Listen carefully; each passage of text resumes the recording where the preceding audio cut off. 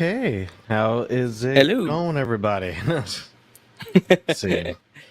I think we're finally up. Little difficulties here and there, but nothing that we couldn't solve. For How's it going, sure. everybody?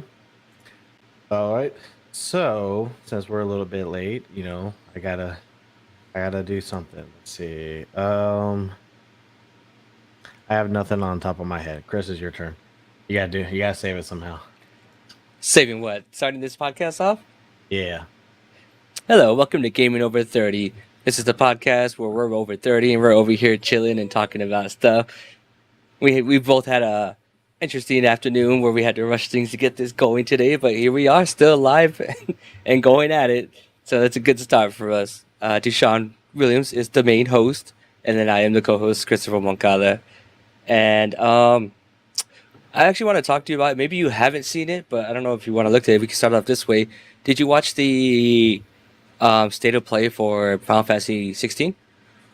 I heard it happen, and I tried to actively stay away from it. Why is that? Well, we talked about it before, right? About Square Enix likes to keep showing off stuff, and Yeah, to me, that's always a bad sign. And I heard there was like, oh yeah, there was like 9 minutes of gameplay of everything, and I'm like, I'm not. No, we're not doing that. Don't do that. We've already had this conversation before. Stop it. yeah. I kind of watched a little bit of it, and then I kind of like dipped out real quick. But this is the first time that I noticed they actually called it an action RPG and not just a regular RPG. Oh, okay. So they're fully kind of, I guess, kind of admitting like, hey, we're doing an action RPG. We're not doing our normal RPG status and everything like that. So that seems to be kind of like a big thing if you think about it when it comes to the main Final Fantasy series. They've never really been a action RPG, as you put in air quotes. I mean, that's just not their. Well, I mean, I can't say it's not their thing because I feel like Final Fantasy VII remake and Part of 15 was kind of like that shift, but finding some way to kind of be in the middle a little bit. I know, like after like 10 is when they kind of started like, how can we, be a little bit more active and like kind of get away from the turn base and all that. But I think that even then they never really called it out like you said. So is something very interesting to kind of see them kind of I would say evolve, but kind of change from that perspective. Yeah, and I guess it's from what I've heard, it's because they're trying to be more towards, I guess, the Western market appeal and stuff like that. Since turn based usually is more of just like a east side of the world type of thing. You know what I mean? Like Hmm. Japan, China, and stuff like that. I guess they really want 16 to go off and stuff like that. But it'll also be really interesting because Final Fantasy 16 is PlayStation exclusive only because it's not even coming out for PC at least yet. Maybe at least until a year later. So it's gonna be really interesting to see how well it does on the PS5 because it won't even be out for PS4 and sales wise and stuff like that going forward. And I know now it's a lot easier to get them, but it's just gonna be it's like really one of your first real exclusive third parties that we can see how well it might do for sales. I mean, it's one of those things where PC always has to wait, right? Like Well, PC always got to wait for stuff to happen to them. But well, usually for third parties, a lot of people do PC day and yeah, date, but Sony's been really adamant about if it's an exclusive to Sony's product, they want it to be Sony first, and then they'll have them release it to PC later, as we saw with what Final Fantasy VII remake. They hmm finally spread about it to PC and stuff like that. So it's gonna be interesting. Like this is your one chance to really look at it, kind of a whole new Final Fantasy main with the action RPG element to it and stuff like that, and see how well it actually does for them in sales at the same time being very exclusive, and see how well it does for it or how much it might hurt it. You know what I mean? Like what are your thoughts on that? for me, how would I say it? Like, uh, I'm okay with exclusives. I think we've already talked about it before. Like, I'm okay with companies still having their exclusives, having the reason to kind of bring people to the console. And a lot of these other kind of big publishers and stuff like Ubisoft, like Square Enix, they do make a considerable amount of money when it comes to like exclusive stuff. So I'm okay with it because I think one thing I've kind of just kind of realized, and now that's kind of being more true to fact, even if it is an exclusive, more of them are more time exclusive while Yeah, they're trying to make sure like a console or whatever launch does pretty well, especially for a particular audience. like I mean, God of War.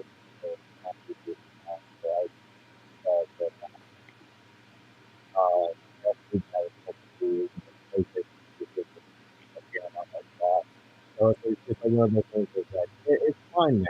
I think this is kind of part of pretty much like a core aspect of the play that and just kind of really try to figure out. So to me, like, I don't really have to miss it. Like the in that aspect, target.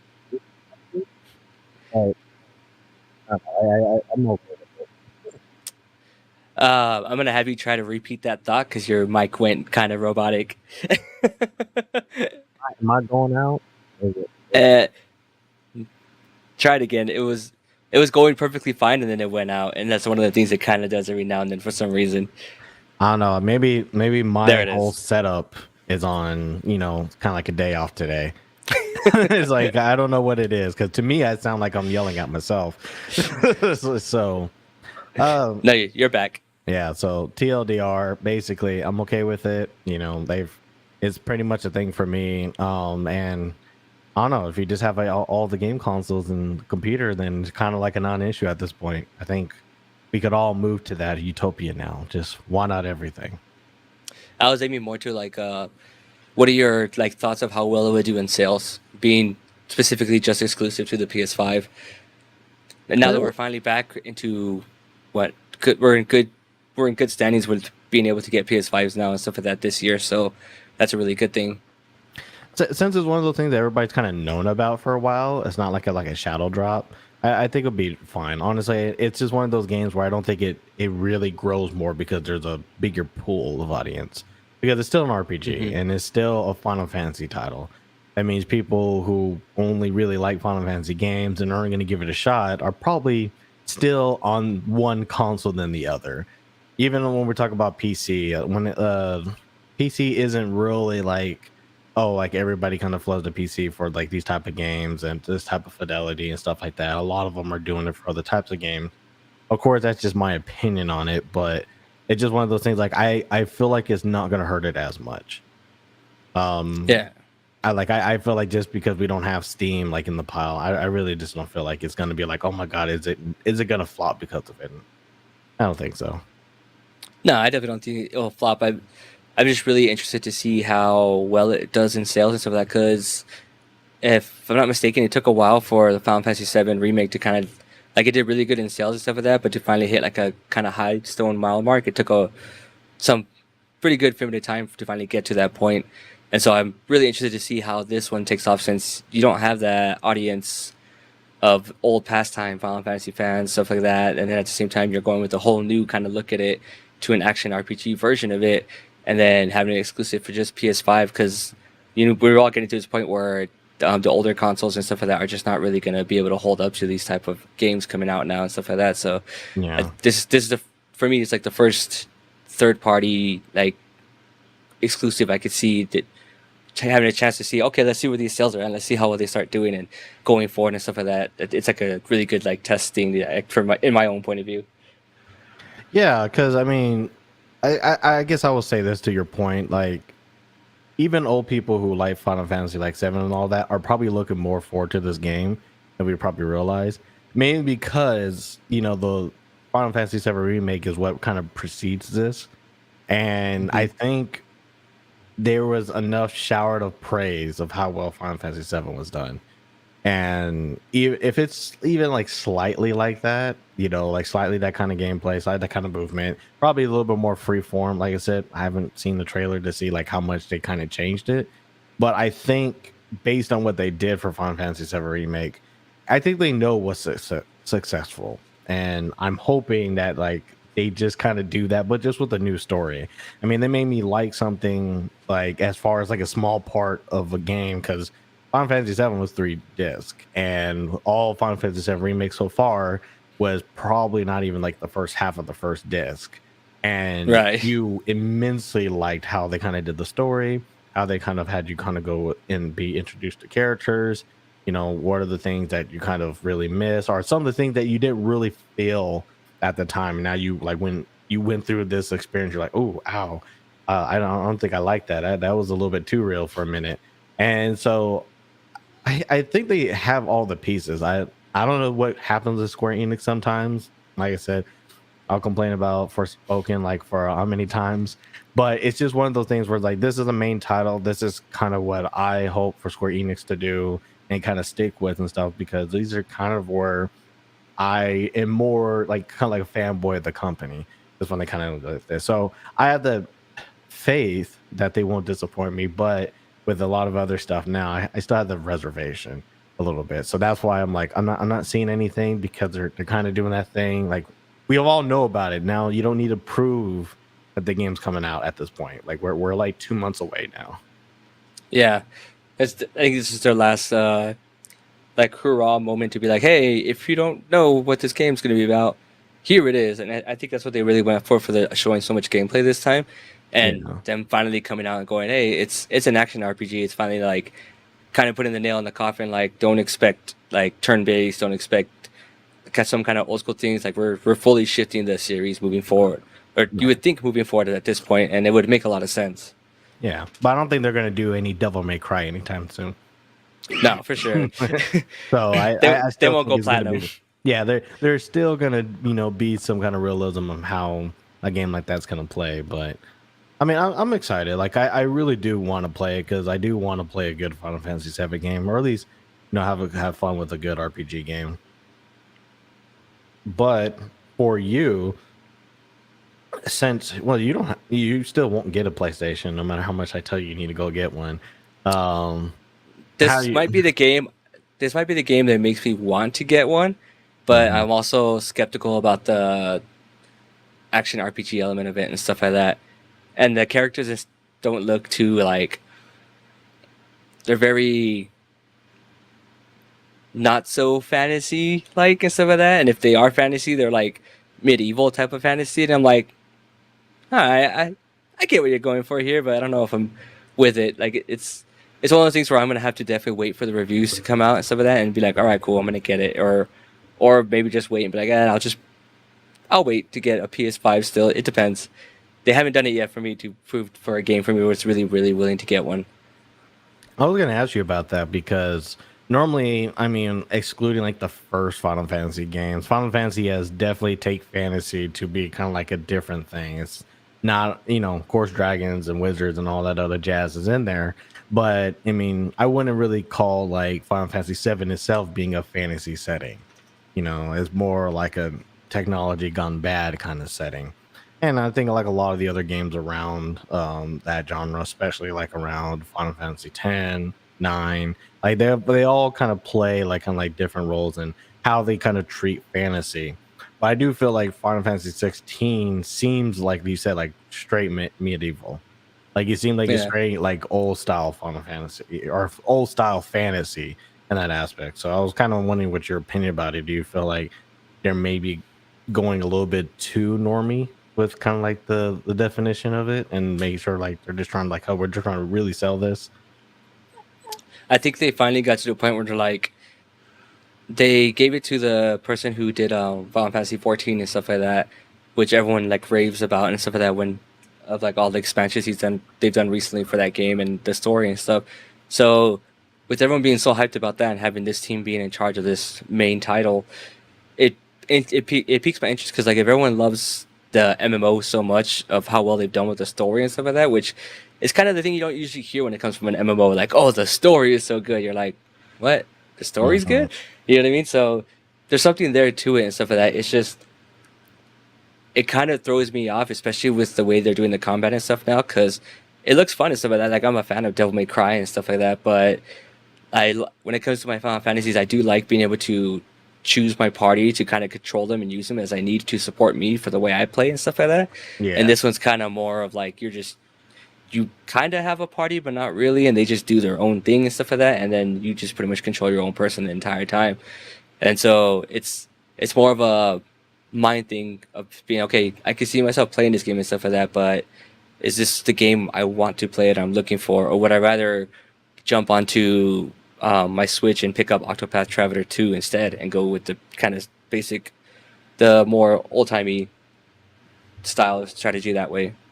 You do make a good point of that because and I will say this: as long as I played RPGs, like for like almost the entirety that I've played games, I am never used to kind of like being able to switch to other characters when it comes to action RPGs. Like I love Tales of Arise. I think it was really fun. I feel like they did a lot more revamping of their combat and kind of adding, people doing a lot of the attacks and stuff like that. I had never really used any of the other characters, even though you have the ability to do so. Like I'm like you. Like I like changing out my party. I like doing some kind of switches and stuff like that. But I normally, when I play a game like that, I kind of feel them as the other characters like utility. Like Yeah. like you're kind of swapping out mods. Like, oh, this character does this, and you need this to do that kind of stuff. I'm not used to being like, oh, but this character can also do it better if I control that character.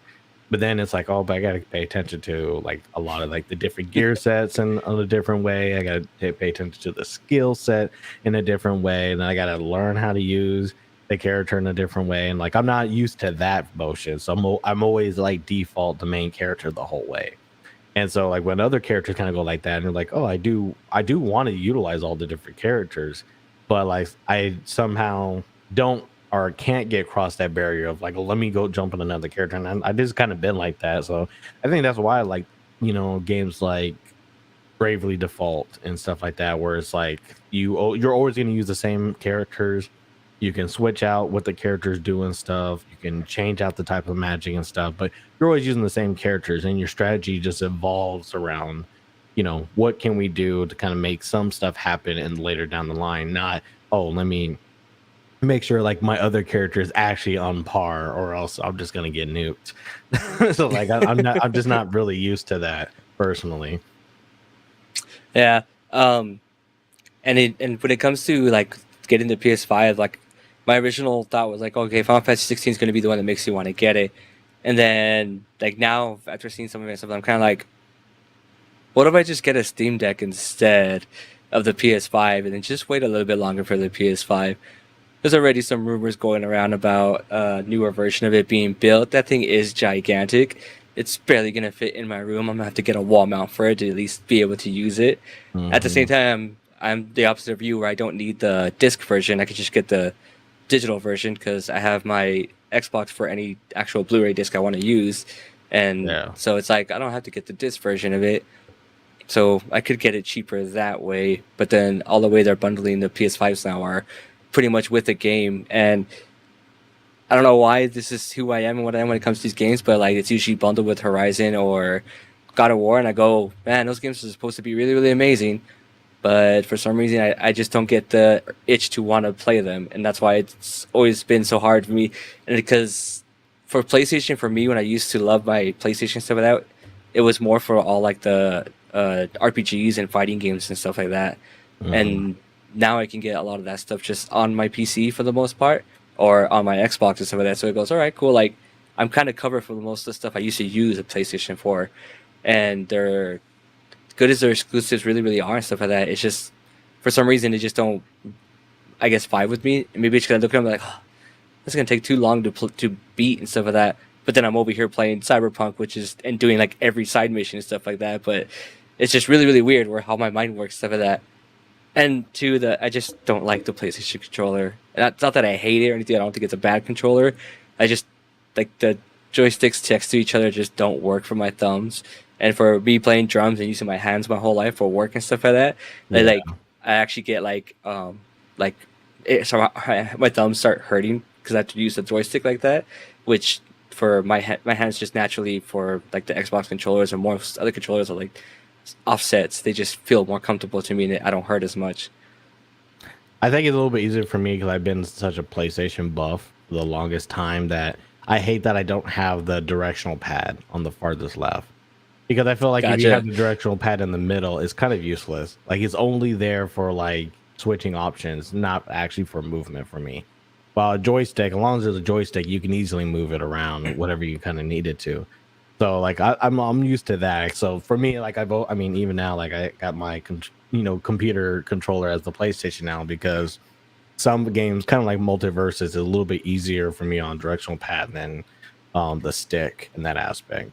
But because it's funny because it's like with the PS5, I think they're not trying to do a lot of crazy special editions or having like Mhm. different color consoles and stuff like that. Maybe because they're trying to wait till maybe when a Slim finally comes out, and maybe they'll do some stuff with that. And right now it's just like, well, we're trying to get these to market. I don't think we can do our favorite Call of Duty, Modern Warfare, Black and whatever kind of console and stuff, especially now where you can just take off the case and put a new case on it, and there you go, it's purple. There you go, it's pink.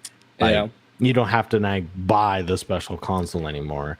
But I mean, I was gonna tell you because I know the PS5 God of War one is on sale right now because that was like it's Christmas bundle. I will say, it's like, oh yeah, everybody, yeah, God of War, you don't have to pay $60 for it. Get it for $50 here, and now it's like, oh, it's like 509. So it's like now you're kind of Yeah. getting God of War if you just buy with that for like $9. And I think that's kind of how they do it. I think Xbox and Switch is a little different because I think Switch is just in that pocket of like, 350.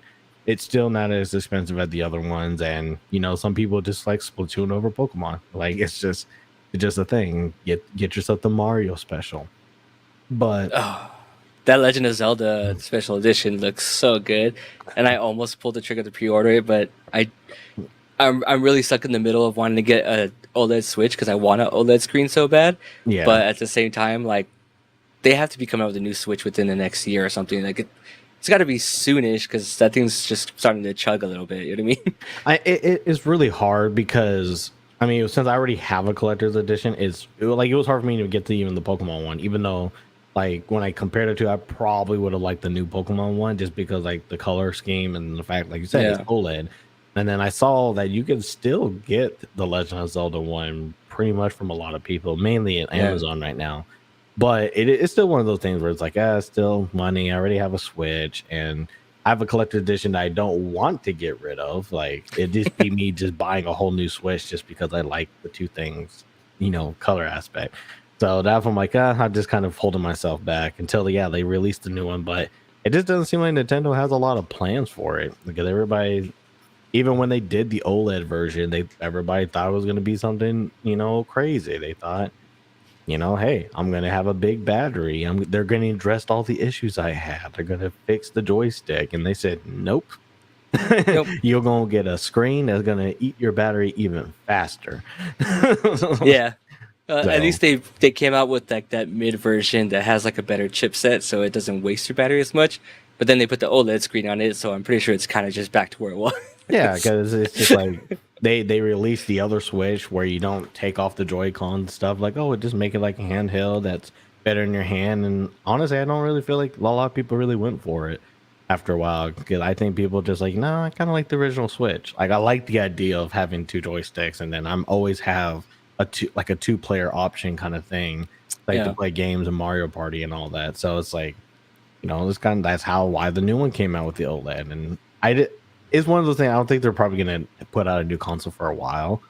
I think Even though it's like 5, 6 years old. yeah, because I mean it's just doing so well. Like even for the Steam Deck 2 is not coming out for a while. Like Yeah, that for sure. Valve ain't even putting that like on the schedule at this moment. But it's because they're selling well with the current console, and once they can see sales keep evolving, because now I think it's just a year that it's been out now.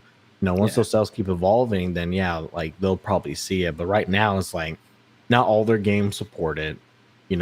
They still have some updates they need to do with the current one. So unless they have a really big update where they have to change out the entire hardware, they're gonna allow everybody else who's been like the Asus one that came out that's like really crazy and stuff. They'll let those people keep making them for now. And I think Switch is kind of like in that aspect is like they don't really have anything that's forcing them right now to get with it. Like, oh, like you need to upgrade the console or else this new game that's coming out is it gonna run? And it's like, well, no, it's gonna run Legend of Zelda, both versions. It's gonna run, the Super Smash Brothers still with all this updated content, stages and stuff, and it could run Pokemon. I think it was just mostly Pokemon's fault. Like I think those issues were more Pokemon's fault. And obviously is running RPG, so it doesn't really need it a lot of all, anything to like kick it like, oh, you have to change it. Like it just doesn't need it. It's not there. So Yeah, I really don't know. I don't see it in the future, honestly. Like, I feel like, they're pumping out the console, they're just pumping out games. I think that's all they really care about. Yeah, I my hint kind of goes to like maybe leaning towards they're gonna come out with a new one because heading into the rest of this year, they don't really have any staples after the new Tears of the Kingdom, Tears of the Kingdom Zelda game that comes out Mhm. in May. After that, you have that, and you have I believe Pikmin is like the only thing they've really announced.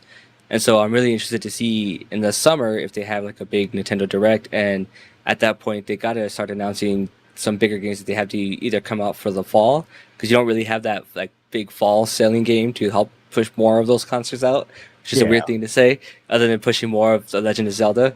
And then so I could see them trying to market it to find some way to at some point release some form of a new console or a new version of the Switch that may be powerful in some way or form.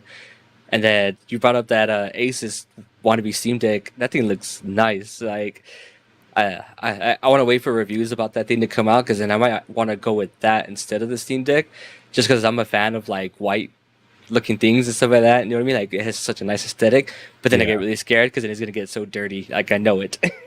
yeah. And I guess to the point that you said about the Switch, we're talking about a company that every year they have sold the Mario Kart 8 bundle. Yeah. To the test of time. And then last year was probably the only like real change that they had, but the real change was like buy the Switch and you get to pick any of these Mario games.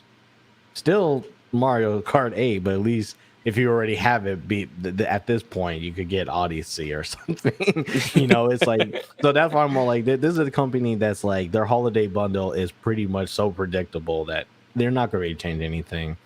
And now that Final or not Final Fantasy, now that Legend of Zelda is coming out, they're like, yeah, they're pretty much in the running for Game of the Year at this point. So it's like there's nothing that's really kind of gonna top the high that the Nintendo's gonna be going through over the summer.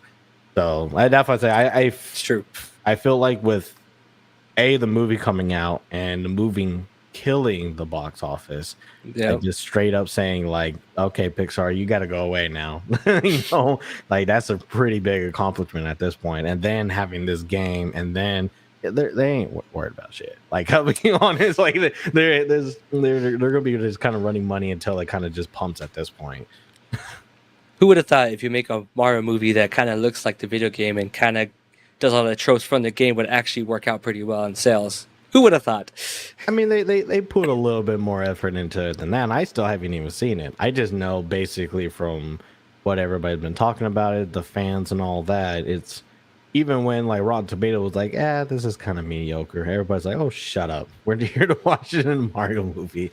That's already kind of like a big accomplishment in itself. So I'm pretty sure that Nintendo probably, they may think of 2024. I think 2024 is probably a better year to talk about, new Switch, talk about what things that they can kind of do. But everybody's still hoping that PlayStation put out the Slim, or everybody's, oh, it's definitely coming out this year. Ain't no sign of that coming out. Mm-mm. Ain't no sign of the other stuff. So I think they're getting away from trying to just come out with like new versions of their console every so often, especially now when the hardware's kind of around the spot that they needed to be and everything needs Yeah, to be solved with a software update.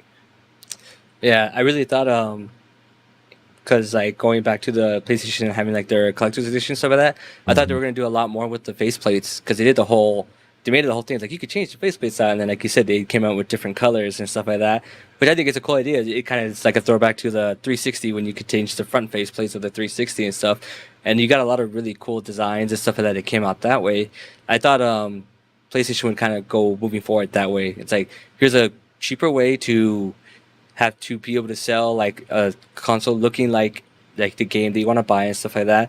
But we just get to do it on the deck plates and stuff like that, and they're easier to manufacture. You can make more out of it, and for sure, people would buy them. Like hands down, easy. Like the way I look at that, that's pretty much easy money that I could see them making and stuff. And still nothing so far. Like I would like how would you not get like some of the greatest artists of Final Fantasy who do always do their awesome like art for the logo and stuff like that, and not go, hey, make a deck plate thing for the PS5, and we can sell that as a bundle or something like that. I still don't get that, and maybe because that's more of an American mindset. I'll be honest. I think that's something definitely like, when Xbox came with Halo, you had the Halo Elite controller that was pretty much the color scheme and all that. It's like like it wasn't anything different. And right now you can get the core for a lot cheaper if you just want an Elite controller, but it's still something that people crazily went after, and that thing sells well over almost like $250 to $300 trying to buy that controller. But it's something that we, as people who want things that I can't have anymore, are gonna go after, versus like I don't think and maybe again, ignorance on my part, but I just don't feel like in Japan is that they're what they consider like a desirable collector's edition is probably definitely not a faceplate, right? Like it's probably like, oh, this is cool, but it's if they know it's like, oh, I could probably just get it done myself, because it's like you could definitely 3D print now a case for you, and it probably just be the exact same. Probably don't look as nice, but I think that's the problem of where we live in right now, 2023, where it's like a lot of this stuff like that you could probably do it yourself. I mean, Dbrand tried to sell their whole faceplate on their own and try to do the whole thing. They were really trying to jump on top of it until Sony's like, hey, I do like how much money that could bring in, and I don't like that it's going to you. You're gonna have to slow down with yourself. So They did the whole Nintendo of America thing where like Nintendo sees someone doing something like, hey, we could make money off of that. We're not going to do it, but we can make money off of that. So you need to stop. they probably saw like those, pre-orders, and were like, what? How long will it take us to do that?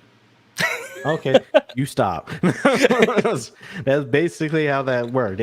But like I said, like you said, I do hate that they're not capitalizing on it, because if they had Horizon Zero Dawn plates or God of War plates and stuff like that, like a lot of like I like my Spider-Man PS4, like it just That's nice. has that right red. It has the controller is kind of like that, and being able to kind of change the faceplate. But I mean, they now have their DualShock Edge controller that you can now do more stuff with. So it's like they're not really taking advantage as I thought they would.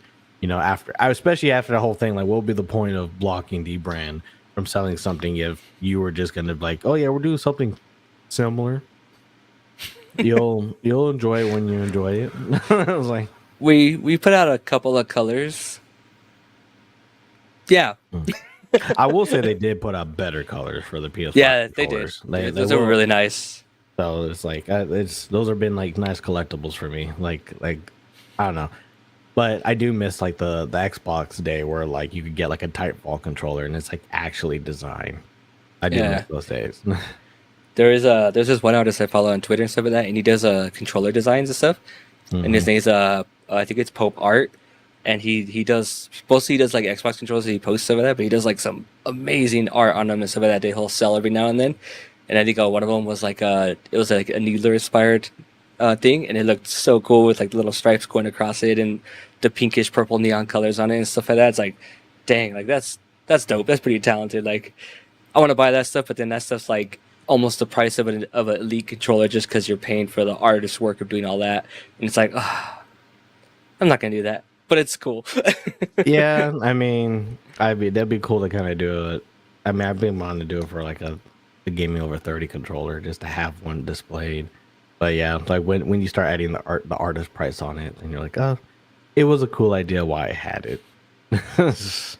We could just do we'll just do like the Xbox Design Lab one. And then we'll just get like some stickers made of our logos and stuff and put it on there.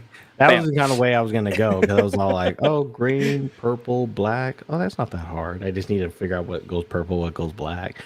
But no, I do like that. The design lab for controllers is really nice to kind of be able to play around with, especially for now you can do it for Elite controllers. So I was kind of happy about that. I was happy, and then I was bummed at the same time because my girlfriend got me the Elite 2 controller for my birthday, and then I think like a few months later after I got it, they announced that they were doing the design lab for them. So originally I was like, take it. I was like, oh, he's happy. It does hurt. It does hurt. But I know like Laura, she got me the Gears of War one for the first Elite one.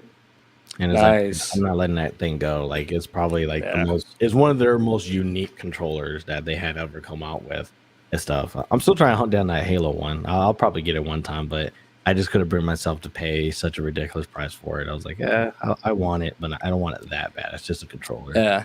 I'll I, still I liked use it. it the same way. I liked it a lot, but I'm not the biggest fan of like army green stuff and everything like that. So I was like, I know why it's that color and I understand it, but it looks cool. But It's just that's not literally your what held me thing. back. Yeah, that's what It's literally not held your me back. thing. And it even has like a little bit of highlight of like bright orange, and I'm a huge fan of like bright orange things into stuff here and there. I mean, my freaking favorite American football team has bright orange in their jerseys, which is dope because they're bringing back their old school jerseys this year, which are the bright creamsicle colors, is what they call them. Like, yes, great. That's going a completely different direction, but okay. Like I'm okay with that. That means if Madden of this year, if for some reason I want to play it, I could probably just ask my buddy Will because he'll probably get it, and I could just play it with my team with those creamsicle colors. It'll be awesome. Dude, that sounds like a plan.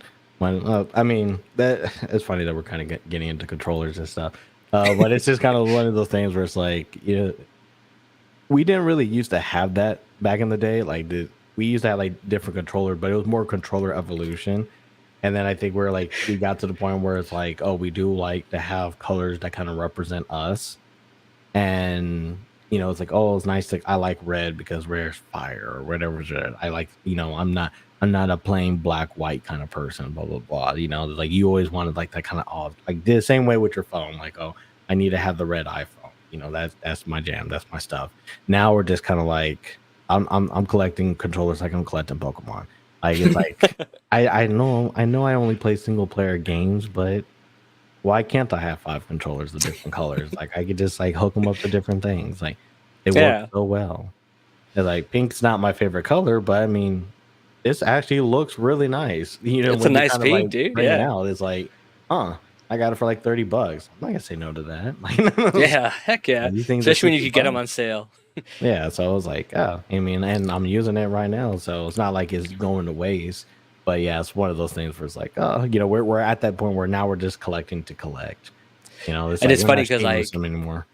in the past it was like when you would have your friends come over, like your mom or dad wouldn't want to pay for like a regular controller for your N64 or your Super Nintendo or like your Genesis and stuff, and so you'd have to get like those Mad Cats controllers, which were Hmm. always like just not as good and they felt a little clunky and stuff like that. And so whenever your friend would come over, you would get the main controller and you'd give them that controller because they'd be like, "Oh, that looks cool," and then they start playing You, with it. They're like, "Oh, I always feel sorry for Mad Cats because it's like I know I think they're still around, but it's like one of those things where it's like I actually look back because we are redoing like the game room section, right?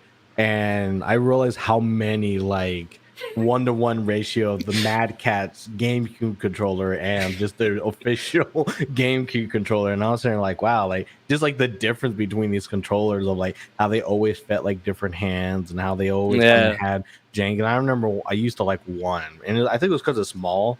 And like for me, like when you're playing Super Smash Brothers, the smaller the controller, the easier it is to navigate around it, especially when you're C-sticking. And I really like the controller, but they were always so flimsy. Like yeah." they're the ones that had like the biggest problems and stuff. And yeah, you save that money, and you had to. Not like I was making that kind of money. I just need extra controllers. So yeah, like you said, it's like, oh, it's like that was always the second one, but that was the first time I was like that was like my more personal controller. And it's like, oh, you could do the regular one with wireless. It's like, no, we need wired, and I needed a very particular form factor. Now it's just kind of like, there's no real reason to buy additional like controller from other companies, even with like Power A. What's Yeah. the other one? Like, does Turtle Beach even sell controllers or whatever? Like, I know I they think they sell like just the do headsets headset. now. Yeah, if anything, I think that it's the headsets that have kind of grown over the time where Yeah. people get different gaming headsets. Astro has come up with a lot of different versions of their headset. Even JBL and stuff like that have now come up with more headsets, and you kind of hit different strides and stuff like that. Have you seen that Raycon has their gaming headsets now too? I don't care what Raycon does. I, I'm it's tired the of even funniest seeing the thing I've seen. commercial. Just be like, Raycon, get your gaming headsets, and they're like the earbud plugins, and I'm like, good for you, Raycon. You know what I mean? Make that money. I ain't gonna buy them, but go for it.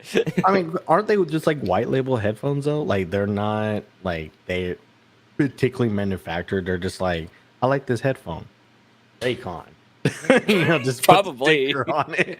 So I'm like, I just kind of look at the gaming headset to be like the same as like, oh yeah, it's not like expensive, sure, but I mean, neither is what's that other company? Like it's all red and stuff.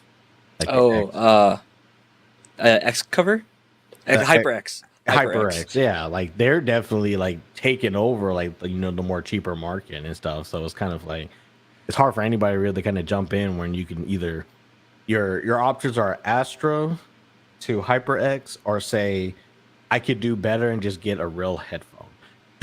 Yeah. Like you that's kind of like the spectrum, but there are a lot of options between that $50 and $150 price range.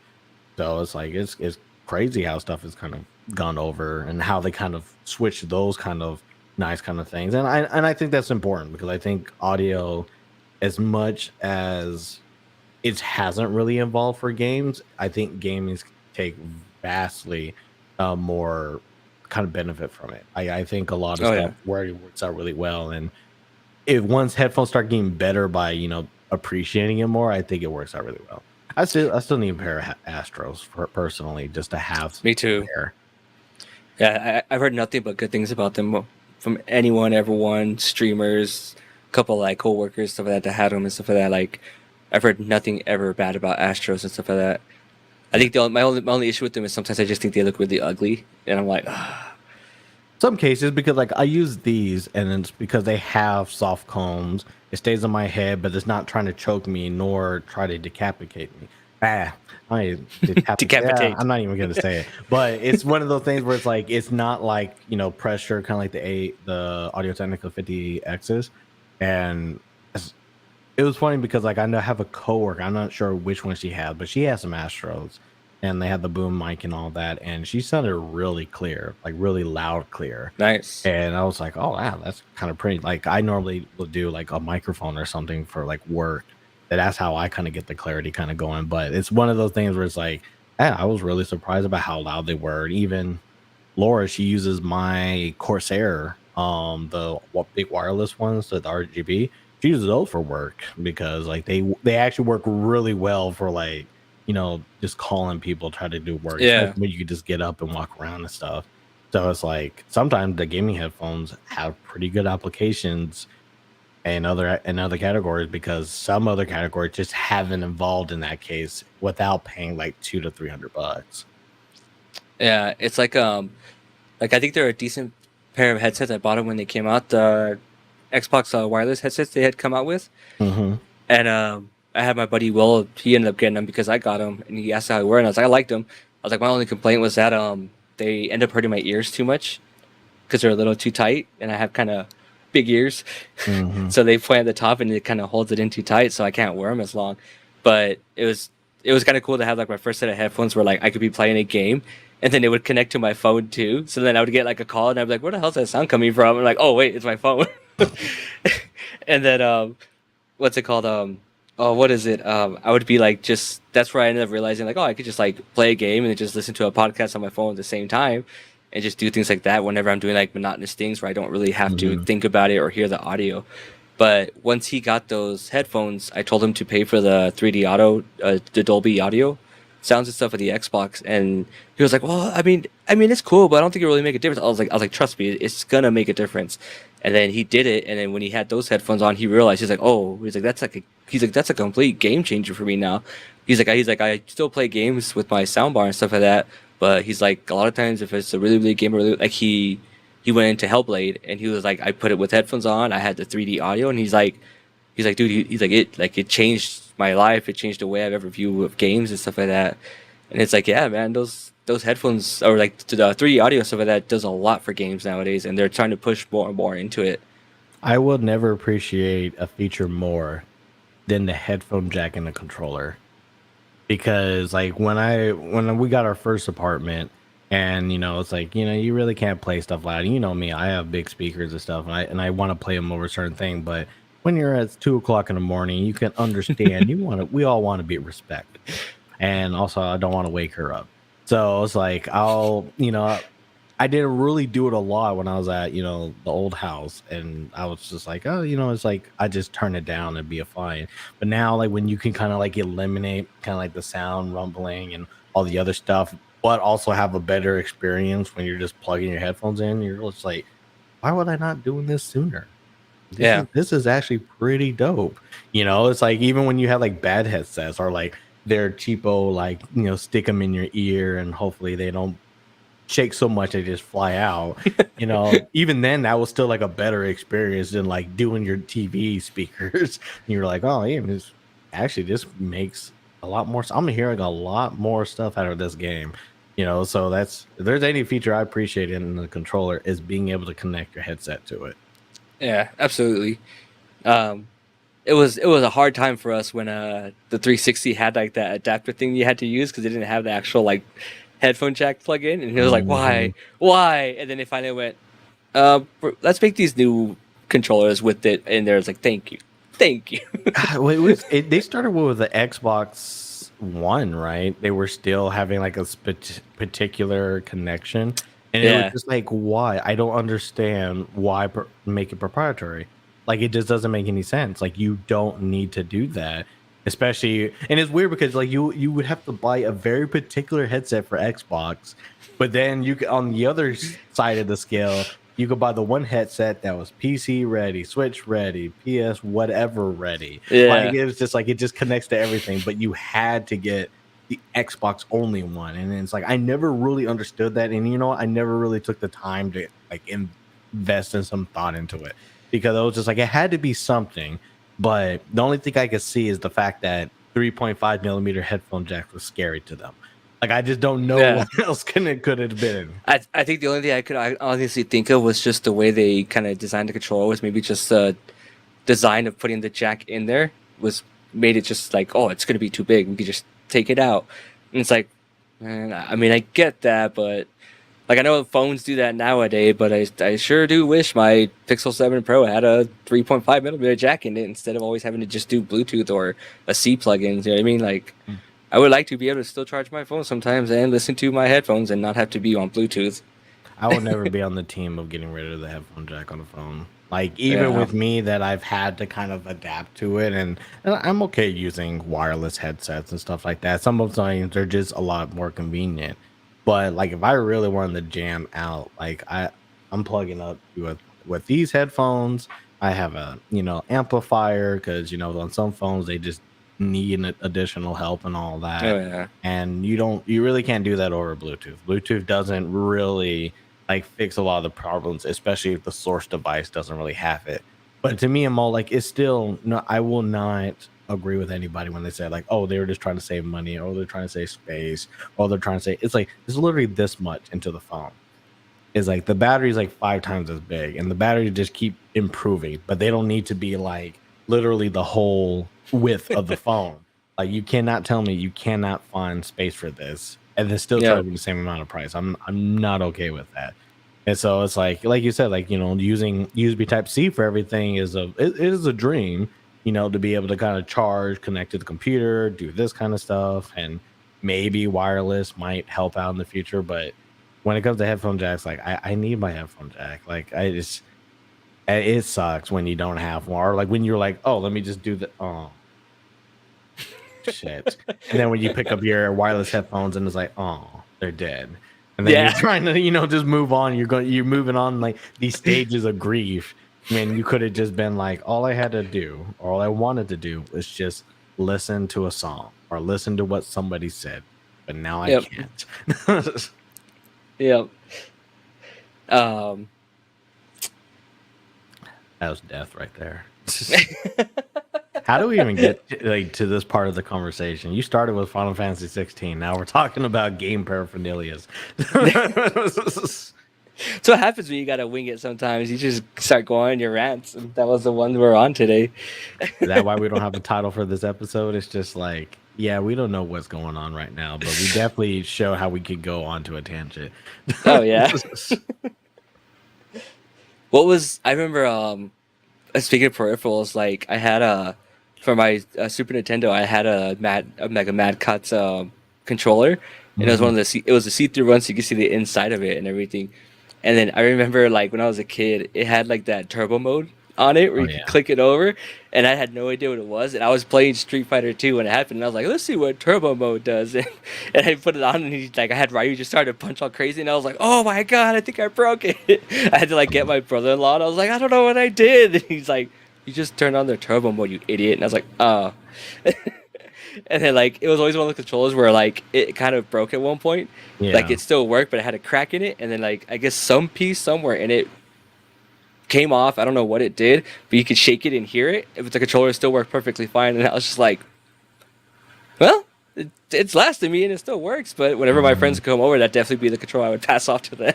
Like here you go, you can use this one. Everybody had at least one clear controller. Like Yeah, everybody had at least one clear controller on deck, on standby for stuff. It's just for some reason like that was always a fad too. Like being able to kind of see the inside is like, yeah, I could see it broke in real time. Like I see like the thing not spinning and stuff like that. And every decent one always had a crack. Like no matter yeah, what, it always had a crack on the side. Normally, it's always worth the handle and stuff. And it's not like you crushed it or anything. It's just like that was like the point of failure. It's like yeah. everybody had a clear controller. Everybody had somewhat similar cracks to that clear controller, and yeah, that was just a crazy thing. I do want them to bring it back, like those clear color controllers and stuff like that. Like, bring it back. That's some good stuff right there. When you I don't know. had like your I think we're post matte color, world now, right? Like we're like sometimes you don't need shine, sometimes you don't need gloss. You yeah. just want something to be just pure, like unadulterated color. It's like, Oh, like when I don't know if you ever saw I think it was the Forza Horizon 5 controller they came out with, and it was a yellow controller that had like the see-through particles in it that was more matte, and it had like some peak splotches across it and stuff like that. But it was so cool because you could actually see the inside of the controller, and you could see like the little rumbles devices working in the controller. And I was mhm.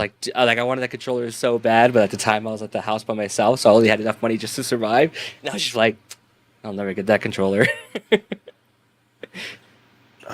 Jesus Christ. What was a time where you actually bought a controller for every available port in a console? Because I'm not sure if I've ever like when the N64 came out, because I know I had the purple atomic controller, which is probably one of my favorite controllers, at least color wise and on all that. Design could be up to air depending on who you are, but it's just one of those things I had, and I know I had probably like a red one because I normally have a red controller all the time. Yeah, I had a red But one too. I'm never sure if I had actually four like controllers and stuff. But I had a lot of friends that had N64, so it kind of didn't make sense to. I think for the N64, I never had four working all at once. Like my favorite controller was it was the see-through clear controller, but it was the orange, and so Oh it's yeah. like it had the orange one instead. So that was my controller that I would use. Then I had like your basic gray. I had a red one, and then I had like a Mad Catz one and stuff like that. And so like I had four controllers, but at some point like the Mad Catz one wasn't working at one point. The gray one was the original one I got, so like the joystick gave out at some point because those joysticks you just tear them up and you get that little white dust in the bottom of them, and they would eventually stop working and get that drag and everything. And it's like, oh, that drift. Uh, I miss the N64. I was looking I had over my the consoles. I can't find it anymore. no. Yeah, somehow it just disappeared. I had my Super NES, Nice. then the controllers for that, and then I found my orange PlayStation and regular PlayStation. Like so, like now I have them kind of like organized and stuff. But then like somehow my N64 grew legs and went to N64 heaven or something. I call it like, oh, Aw. it's like, yeah, and I was only thinking about it because of Pokemon Stadium coming out finally for Switch, and it was like, Yeah, oh, thank God, we get to play some mini games again, some random Pokemon dude. battles. The mini games were the best on that. Or doing the Elite Four battles and like always being at level 50 matched out. So like you actually was a challenge every time. I was like, let's do this. Yeah, I mean that's probably the one time like you like the announcer and stuff like that. What was like the Scyther mini game? You had to Yeah. like cut like the wood at that exact moment or whatever. It's probably with Pincer and stuff. I don't remember who was the one cutting, but There's a lot of different games, and I'm like, oh, they have to do Stadium 2 now too, because like that Yeah. one also has some pretty boss mini games, and like I remember about it because like my cousin Brittany brought it up, and she remembered playing with us on those games. So like that game was for everybody. Everybody had a chance to play all the good stuff. Yeah.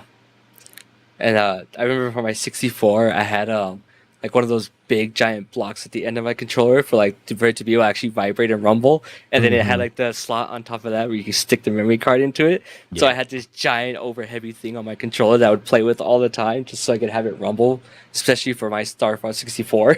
That I would I'm always telling you, use it man, for. when it comes to the N64, man, that was just like a monster of a controller. Like you were just like equipping stuff onto it and stuff. It was just kind of like the most craziest thing. It's like, let's go, you know. And then it was great. Like that was kind of like the good part of gaming back then. It's like when you realize something kind of looked like something, and it's like, oh, like to get the rumble, to get this, it was all modular. And now, you know, we're expecting it just to be in the controller. Like you Yeah. can't have like the non-rumble and the PlayStation controller. When you say that they don't do it anymore, like, no, that's dumb.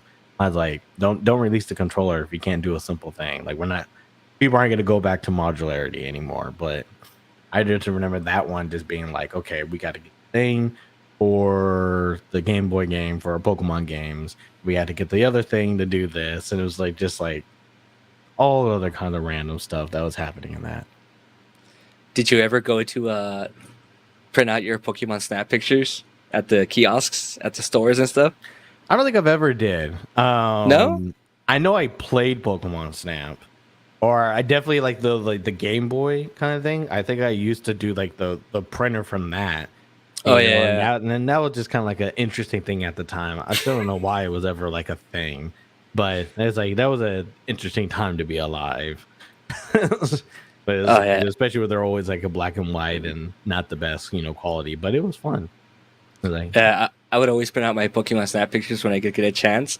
And it would always be like I'd go to different kiosks and they were just like already run down and not really kept up in maintenance. So it'd print out my pictures and they'd be all like, you could barely see them because they're all like kind of glossed out where you could tell the ink's running out and stuff. I should be like, oh, well, at least I got it, but I wish it looked cooler.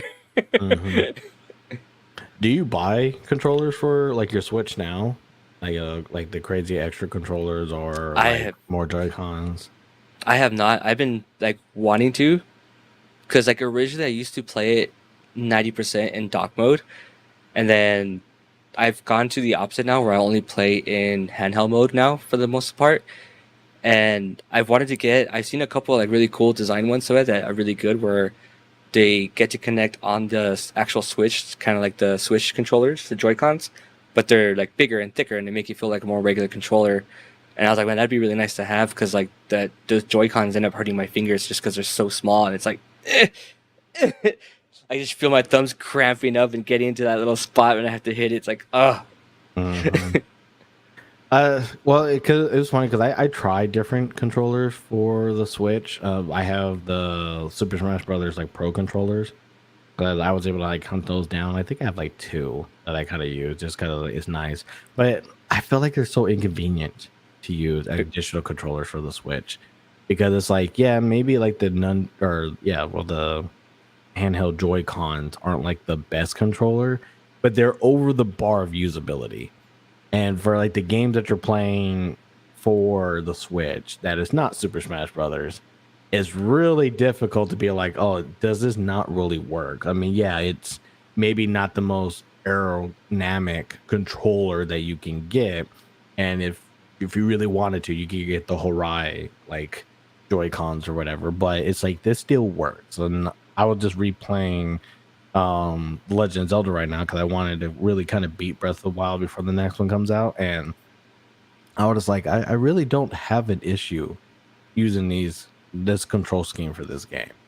Like, even though like I got to make sure like all the other stuff, like I probably have more of a problem with how Legend of Zelda maps buttons, like jumping and all that kind of stuff. yeah. But I don't really have a problem with being able to use the buttons on this.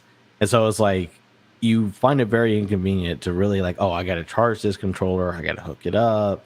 I got to even like in dock mode, it's like it's still easier for me to just go to the thing and unclick the things and kind of just Yeah, for sure. I've done that. oh, it's just like one of those things like you just don't really like. It's like I even when I have other controllers, I don't see me using them. Yeah. Um, it's really been one of those things where I think my only complaint about the Joy Cons is just the D-pad on them. Like, really kind of doesn't work very well for me, but it works enough to the point where every time I've gone and I look at a controller for the Switch, I'm like, I should get one of those. And I just go, like I'm fine.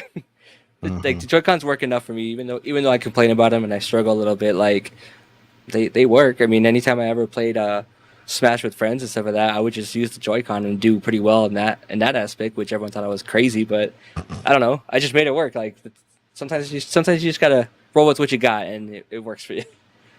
Yeah, so and I guess I didn't realize that like kind of like in new gaming, it's like I buy controller because they're like different colors, but like there's just some cases where it's like once you're in that handheld kind of mentality, it's like it's really hard to kind of break that mojo because you're like, well, I want to still experience gaming this way, and getting like an actual controller hurts. And what was it like for the Steam Deck? I'm not sure if you can actually. I know you can control it with the dock, like to use a regular controller for your Steam Deck, and you could have it all prepped up and all that. And it's like, yeah, but I have to buy a dock. I have to buy all this other stuff, and it has to be a Yeah. dock that holds the controller because the controller doesn't have a kick plate. And then I gotta do all this other stuff. It's like I don't want to do that. I could just play it in my hand. Like I don't need to play it with an Xbox controller. I don't need to play it with a PlayStation controller. It's like the whole point of this is to make this work the way that it is. And the whole point for them to make it work better in my hand is so like I just do this. Like Yeah. I hate, it's like I hate to like complain about how it feels and then not use it. Or like just like, oh, I wasn't gonna plan on using it anyway, so it doesn't matter. It's like no, the whole point is that it's an all in all package. That is hard for me to kind of get out of that. Yeah, for sure. And I think the other thing I have with controllers now is since I switched to the Elite 2, like the weight of that controller just feels so good to me. Like it just sits in my hand, like I can feel it sitting in there with the weight in it, and it kind of cushions into my hand. And so it feels really, really nice. And when I end up picking up like even like the Series X controller that I have that came with the thing, I pick it up, I'm just like, oh, like it's so light, like it doesn't feel good to me anymore.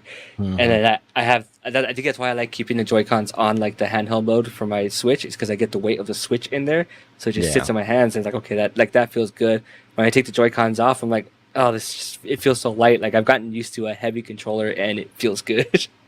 Okay, they want you to go like, "Oh, God, gotta move it around and stuff like that. Yeah, I understand. We understand what they're trying to go for that one, but to me, the Elite controller is probably one of the best weighted controllers that you can get right now because it's like you definitely feel that the Xbox controller has incredibly gone smaller in size, but it's like it feels like it's kind of getting into the final form of the Yeah. controller, and then like the weight of itself, it feels great. It's not something where people are like, oh, it's too heavy for me, or I got to do all this other stuff. It's like even though it's a lot smaller than it used to be, it's a lot heavier than even like the fat Xbox controller. Yeah. Just Yeah, nice. we can keep on controllers all. I mean, I talked about like controllers have definitely evolved. Like when I have like a little poster now of like when the evolution of controllers and stuff like that. Oh, And that's awesome.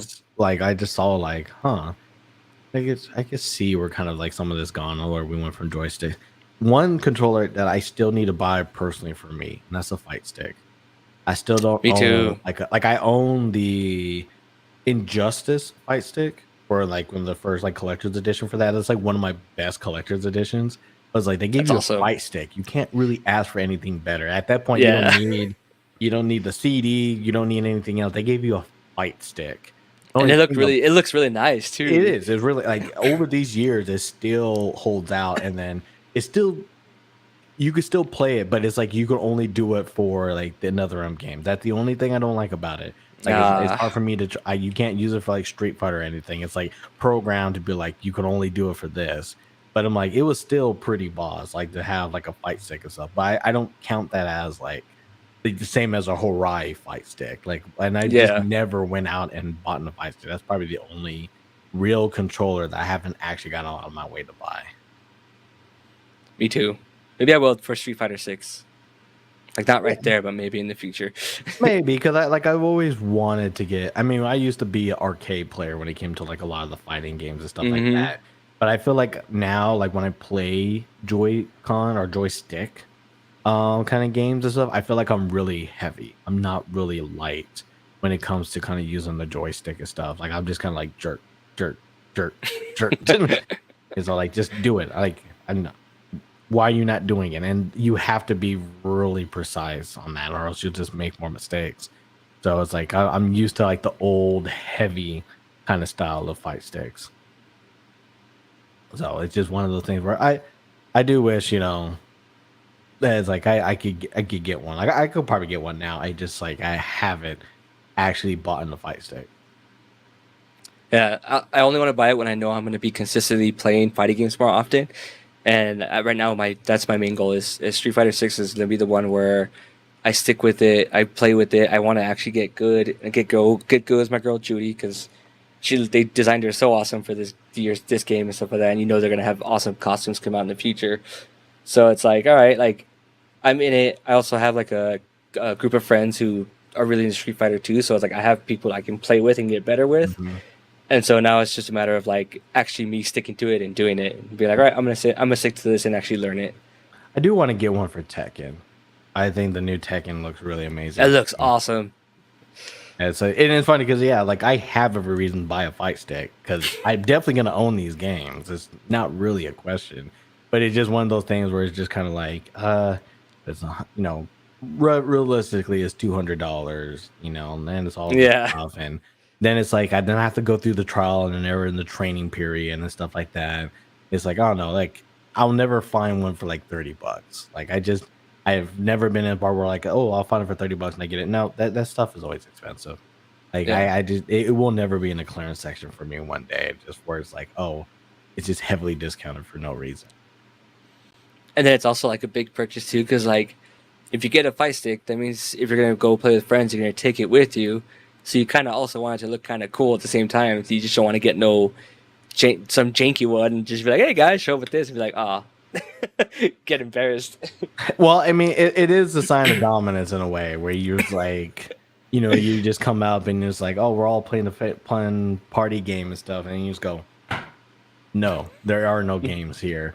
And I mean, I feel like it's harder when you show up to something like that and you show up with the D-pad like, nah, like I'll play old school kind of D-pad style. I think now it's like a reverse when you try to do for like particular things. But if you're going to like a friend's house and stuff, it's like unless y'all two are like at the same level in that kind of aspect, it looks really weird to be bringing like your fight stick and its briefcase and all that, and it's like, all right, got to get greased up, got to let me play like a few matches, make sure the buttons work, and I'm expecting the right delay and all that. And it's like I just want to play the game. And it's like I just want to jump into it.